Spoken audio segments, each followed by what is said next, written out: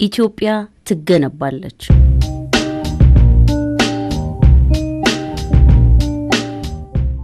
የኮንስትራክሽን ኢንዱስትሪው ከልማት ዘርፎች ፊት እየቀደመ የሚመራ ትልቅ ዘርፍ እንደሆነ ይነገራል። ዘርፉ በኢትዮጵያ ሀገራዊ የልማት ፍላጎቶችና እድገት ላይ የራሱን አስተዋጽኦ በማበርከት ላይ ይገኛል። የኮንስትራክሽን ኢንዱስትሪው ባለፉት 10 ዓመታት ፈጣን እድገት እንዳስመዘገበ በዘርፉ የሚወጡ መረጃዎች ያመለክታሉ። ይሁን እንጂ በዚህ የእድገት ማዕቀፍ ውስጥ ሆኖም በውስብስብ ችግሮች እየተፈተነ ያለ ዘርፍ ነው። ያለበትን ውስብስብ ችግር በመፍታት ለሚጠበቀው ውጤት እንዲበቃ ለማድረግና በውጤታማነት ለማስቀጠል ችግሩ በአንድ ተቋም ጥረት ብቻ የሚፈታ ባለመሆኑ የኮንስትራክሽን ኢንዱስትሪው ባለድርሻ አካላት፣ መንግስታዊና መንግስታዊ ያልሆኑ የዘርፉ ተቋራጮች፣ የግል ድርጅቶችና ግለሰቦች፣ አማካሪዎችና ተቋራጮች፣ የሙያ ማህበራት፣ የግንባታ ዕቃ አምራቾችና አቅራቢዎች፣ የፋይናንስና የግብይት ተቋማት ርብርብ የሚጠይቅ ስለሆነ ለግንባታ ፕሮጀክቶች ስኬት ውጤታማነት ቅንጅትን ማጠናከር ያለመ ኢትዮጵያ ትገነባለች በሚል በኢትዮጵያ የመጀመሪያው የመሰረተ ልማት የኮንስትራክሽን ሳምንት ልዩ ኩነት ተካሂዷል። የለውጡ መንግስት የሚከተለው የመደመር እሳቤ ትልቁ መገለጫ ካለፈው መልካሙን በማስቀጠል ዛሬን ተግቶ በመስራት ለነገ የሚተርፍ ትውልድ ተሻጋሪ አሻራን ማስቀመጥ ነው። ይህ ፕሮግራም የከተማና መሰረተ ልማት ሚኒስቴርን ጨምሮ በሌሎች ሚኒስቴር መስሪያ ቤቶችና ቁልፍ የመሰረተ ልማት ተቋማት በቅንጅትና በትብብር መዘጋጀቱ መሰረተ ልማትን እንደ ሀገር ተቀናጅቶ የመምራት አዲስ ባህል እየገነባን መምጣታችንን አመላካች ነው። የዝግጅቱ መሪ ቃል ኢትዮጵያ ትገነባለች፣ ፈጠራ፣ ፍጥነትና ጥራት ለመሰረተ ልማት መርታ የሚለው መልእክት ጥልቅ ነው።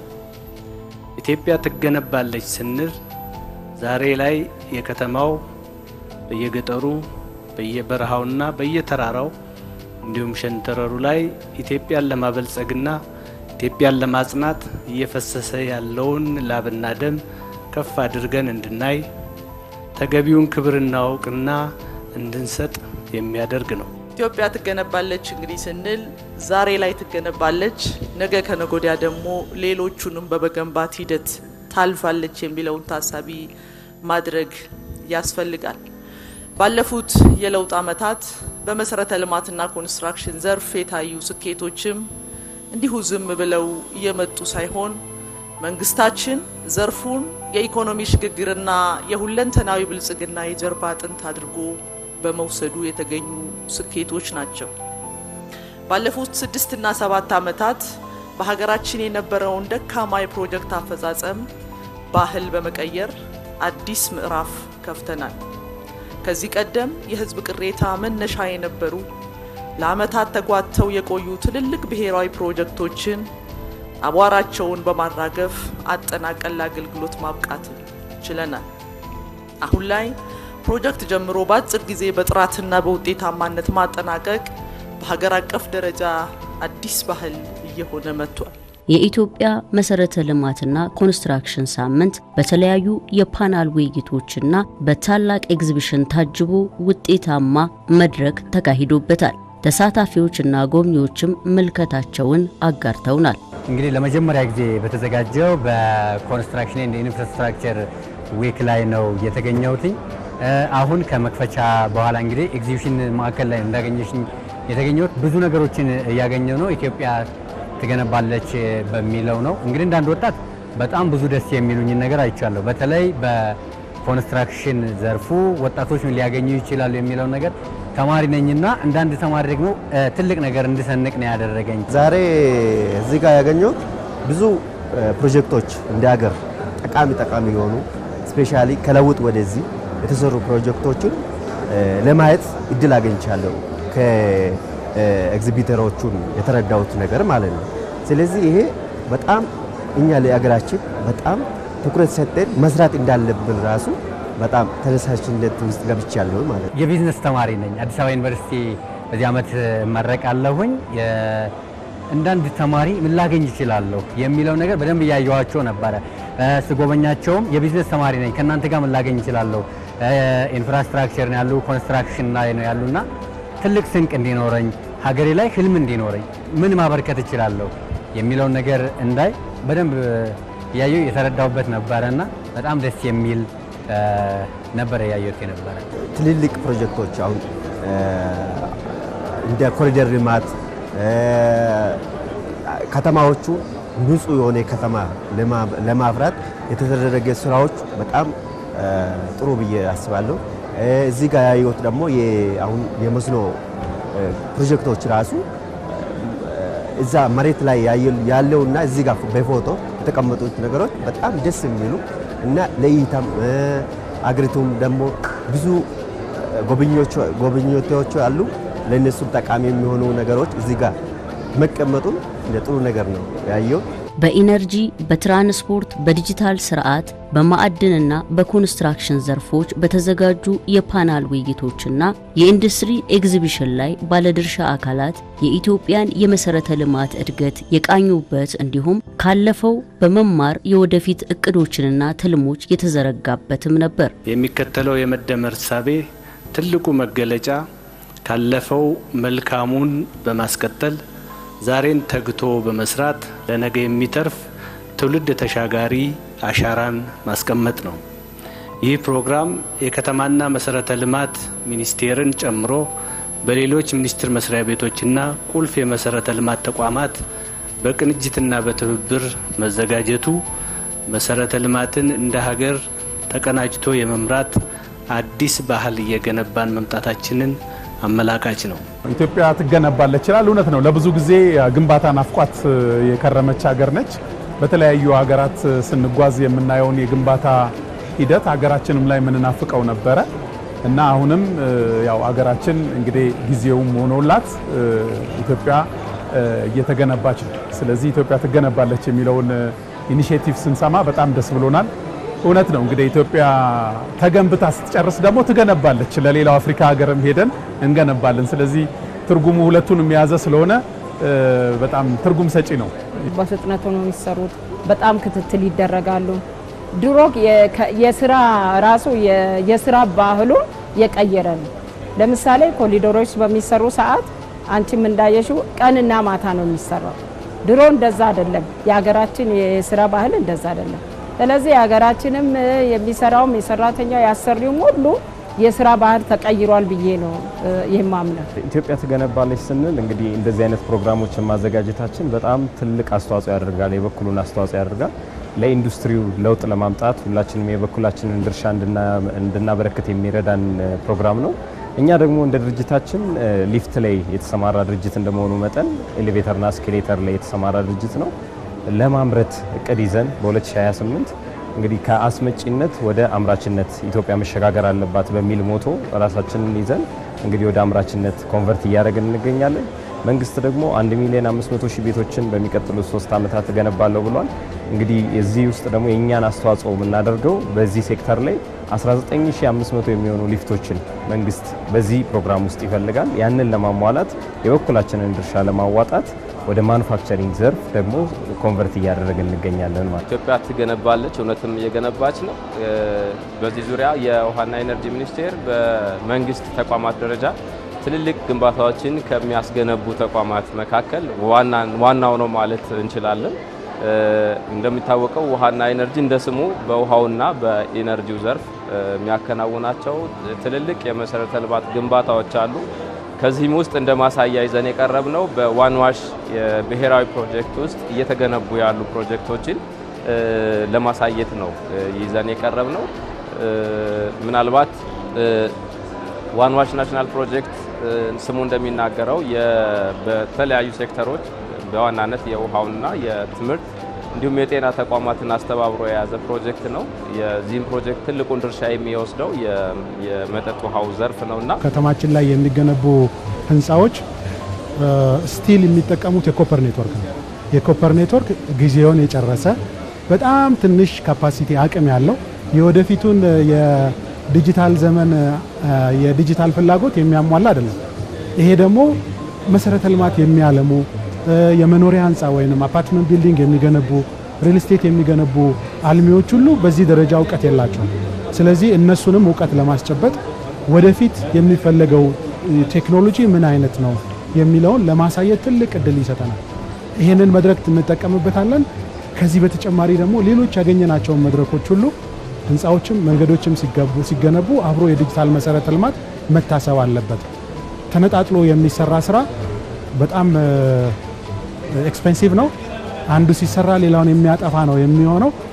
ተቀናጅቶ ግን መስራት እንደ ሀገር በጣም ባነሰ ኮስት ሙሉ አገልግሎት ሊሰጥ የሚችል በእርግጥም ዲጂታል 2030 ሊያሳካ የሚችል መሰረተ ልማት መገንባት እንችላለንና እንደ ኢትዮ ቴሌኮም እንደዚህ አይነት አጋጣሚዎችን በመጠቀም ከአልሚዎች ጋር የልምድ ልውውጥ የምናደርግበትም አጋጣሚ ነው ብለን እንወስዳለን። የተለያዩ ጥናቶች እንደሚያስረዱት ሀገር በቀል የኮንስትራክሽን ፕሮጀክት አፈጻጸም ከለውጡ ማግስት ወዲህ መሻሻሎች ቢኖሩትም ከሚጠበቀው የአፈጻጸም ደረጃ ግን በጣም የራቁ ናቸው። ከዚህ አንጻር የዘርፉን የአፈጻጸም ደረጃ ለማሻሻል እንዲያስችል ዘርፈ ብዙ ስራዎች እንደተሰሩም ይገለጻል። አሁንም ኢትዮጵያን በመገንባት ዘርፍ ፈጠራ፣ ፍጥነት፣ ጥራትና ቅንጅት በዚህ ኤግዚቢሽን ላይ የራሳቸውን የሆነ የጎላ ድርሻ አበርክተዋል። በመንገድ አለ፣ በውሃ አለ፣ በመስኖ አለ፣ በህንፃ አለ፣ በአየር ማረፊያ አለ። በጣም በርካታ ግንባታዎች ትፈልጋለች ኢትዮጵያ ካላት የህዝብ ቁጥርም ካላት የቆዳ ስፋትም አኳያ በርካታ ግንባታዎችን ትፈልጋለች። እንግዲህ አሁን ያሉ ግንባታዎች ደግሞ ታሪካቸው እየተቀየረ ይመስለኛል። የግንባታ ጊዜው በጣም ፈጣን ነው። ግንባታው በጣም አቴታይም ብዙ ቦታ ነው ያለው። ያሉ ግንባታዎች ደግሞ የጥራት ደረጃቸውን በጣም ከፍ ያለ ነው። አሁን በጣም ደስ እያለን የውጭ እንግዶቻችንን በደስታ በኩራት እናስጎበኛለን፣ እናሳያለን እና ተስፋ ሰጪ ነገሮችን ትመለከቻለሽ። በተለይ ደግሞ መሰረታዊ ከሆኑ ግንባታዎች ለምሳሌ የቆላ እና ተፋሰስ ቦታዎች፣ የመስኖ ስራዎች፣ የግድብ ስራዎች፣ የአየር መንገድ ስራዎችን እንደዚህ ስትመለከቺ መሰረታዊ የሆኑ ግንባታዎች ናቸው። ሪተርን ኦን ኢንቨስትመንታቸው ፈጣን የሆነ ነው። መሰረታዊ የሆኑ የምግብ አቅርቦትን መሰረታዊ የሆኑ የሎጂስቲክስ ፍሰትን የሚያሳልጡ ናቸው። ኢትዮጵያ የግድ እውነትም ትገነባለች። ኢትዮጵያ በአመት ከ1000 እስከ 1200 ኤሌቬተሮችን ወደ ኢትዮጵያ ታስገባለች። ይህም ልንከታተለው የምንችለው ዳታ ያለን ሲሆን ይህን ወደ ገንዘብ ስንቀይረው ከ200 ሚሊዮን ዶላር በላይ ለኤሌቬተር ታውላለች ማለት ነው ኢትዮጵያ። አሁን ይህን በከፍተኛ ደረጃ የመቀነስ ስራ እየሰራን ያለ ነው። ይህንን ስናደርግ ደግሞ ኢትዮጵያ ማምረትና ለራሷ ከመጠቀም አልፋ ኤክስፖርት የምታደርግበትን መንገድ እየሰራንበት የምንገኝ ሲሆን ምስራቅ አፍሪካ ላይ ትልቅ ማርኬት አለ። ኤሌቬተርና ስኬሌተርን በተመለከተ ሁላችንም በየዘርፎቻችን እኛም ብቻ ሳንሆን ሁሉም ያለበት ዘርፍ ላይ ይህንን የኛ መንገድ ቢከተል የተሻለ ውጤታማ ይሆናል ብለን ተስፋ እናደርጋለን።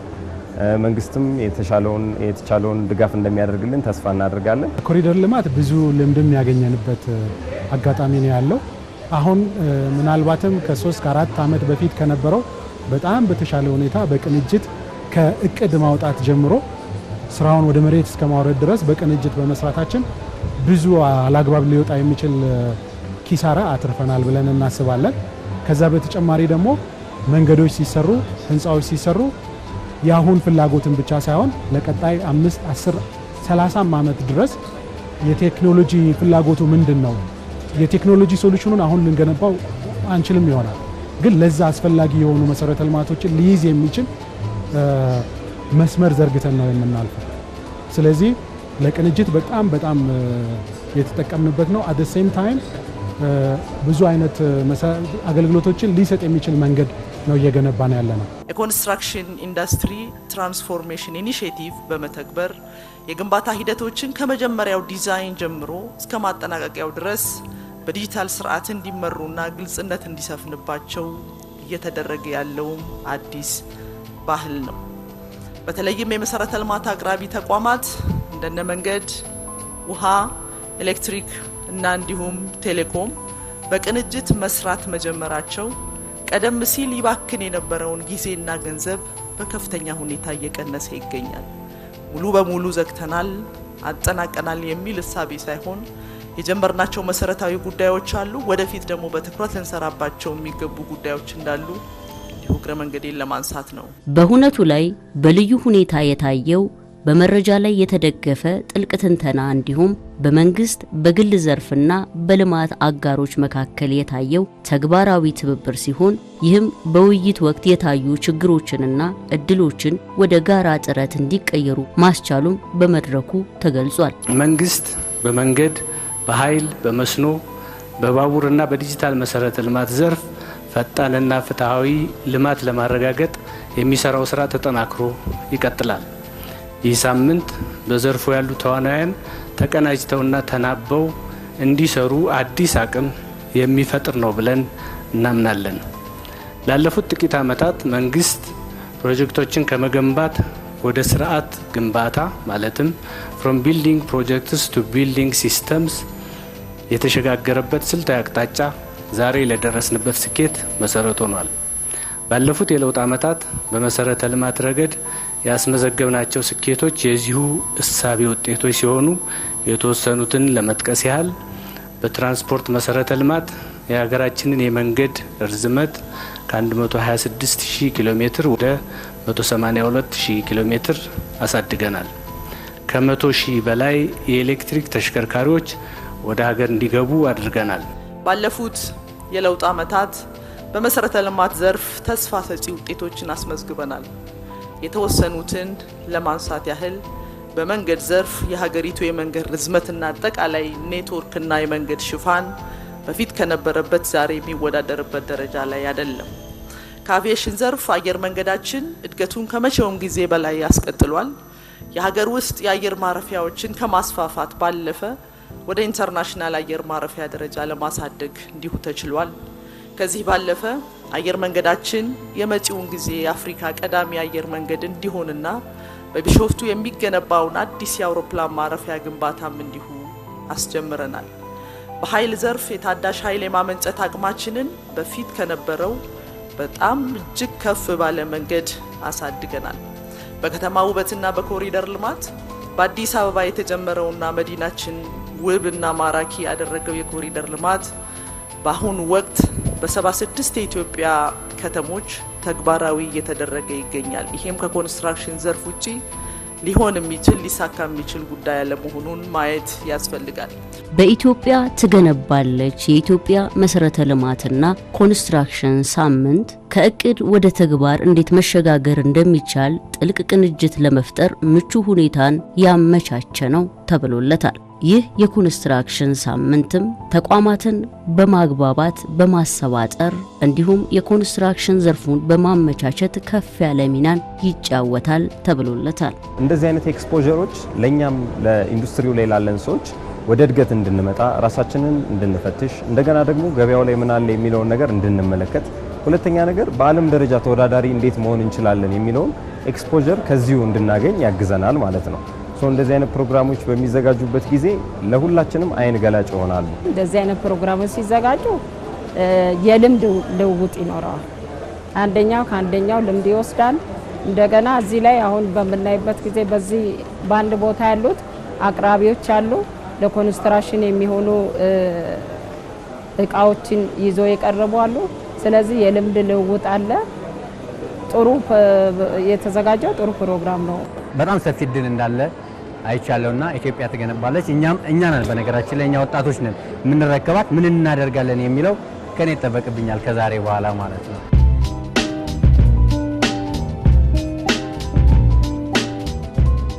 በኢትዮጵያ ትገነባለች ስር ያው አሁን የሚታየው ከፍተኛ የሎጂስቲክስ ችግሮች እንግዲህ ምናልባት ፈጣን መንገዶችም ባቡሮችም አየር መንገዶችም ኖሯት በኢትዮጵያ ውስጥ አሁን የሚታየው በተለይ በጣም ትልቅ ችግር እየሆነ ያለው የሎጂስቲክስ ኮስትና የሎጂስቲክስ ዲሊያንስ ተቀርፎላት ለኢትዮጵያ እቃ ከአንድ ቦታ አንድ ቦታ ማድረስ ከአንድ ቦታ አንድ ቦታ መውሰድ በጣም ቀላልና ርካሽ የሚሆንበትን ጊዜ ማየት እናፍቃለሁ። እያንዳንዱ ኢትዮጵያዊ ደግሞ የራሱ ቤትና መኖሪያ ቤት የማያሳስብበት ጊዜ እንዲኖር እመኛለሁ።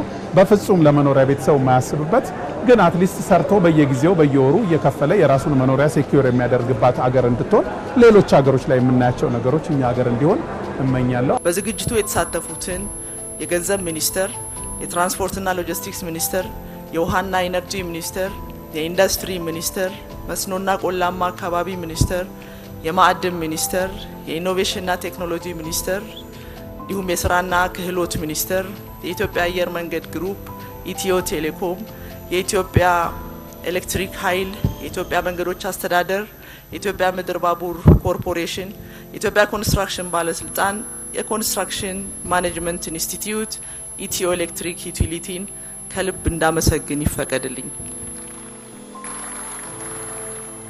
ሌሎች እንዲሁ የስራ ተቋራጮች፣ አማካሪዎችና ሌሎች የኮንስትራክሽን ኢንዱስትሪ ያሉ ኩባንያዎች ዝግጅቱን በተሳካ ሁኔታ ማከናወን እንድንችል ድጋፍ ያደረጉ ስለሆነ በሚኒስቴር መስሪያ ቤታችንና በመንግስታችን ስም ያለኝን ታላቅ አክብሮት ማቅረብ እፈልጋለሁ። እኛ ኢትዮጵያውያን አገርን መገንባት እንጂ እያፈረሱ ከዜሮ መጀመር እንደማይመጥነን በተግባር እያሳየን ነው።